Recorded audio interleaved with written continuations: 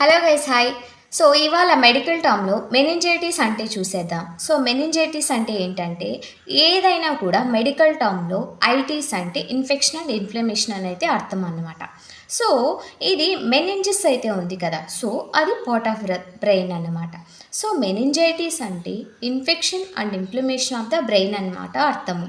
So ఈ meningitis ఎలా వస్తుంది? ఎందువల్ల రీజన్స్ వస్తాయంటే బ్యాక్టీరియా కావచ్చు, బ్యాక్టీరియా, వైరస్ కానీ, ఫంగల్ కానీ and one more thing parasite వల్ల కూడా. అండ్ కొన్ని రీజన్స్ ఏమేమి ఉన్నాయంటే లైక్ బయటెళ్ళినప్పుడు ఏమైనా యాక్సిడెంట్స్ అవ్వడం కానీ. సో వీటి వల్ల కూడా ఈ మెనింజైటిస్ అని ఇన్ఫెక్షన్ అయ్యే ఛాన్సెస్ అయితే చాలా ఉన్నాయన్నమాట. సో, బ్రెయిన్‌లో ఒకవేళ ఇన్ఫెక్షన్ అయితే ఏ టెస్ట్ ద్వారా చేస్తారు? ఏ టెస్ట్ ద్వారా ఈ విధంగా మెనింజైటిస్ ఉంది, బ్రెయిన్‌కి ఇన్ఫెక్షన్ అయింది అని తెలుస్తది అంటే, సో లంబార్ పంక్చర్ అనే ఒక టెస్ట్ అయితే ఉందన్నమాట. అంటే వెన్నెముక నుండి కరెక్ట్‌గా ఆ స్పైనల్ ఫ్లూయిడ్ అనేది తీసుకొని టెస్ట్ చేసి వెదర్ ఇట్ ఈస్ బ్యాక్టీరియానా, వైరస్సా, ఫంగల్ ఇన్ఫెక్షన్ అనేదైతే నిర్ధారణ చేస్తారు. సో గైస్, వీడియో నచ్చితే తప్పకుండా పేజ్‌ని ఫాలో అవ్వండి, లైక్ చేయండి, షేర్ చేయండి. Thank you.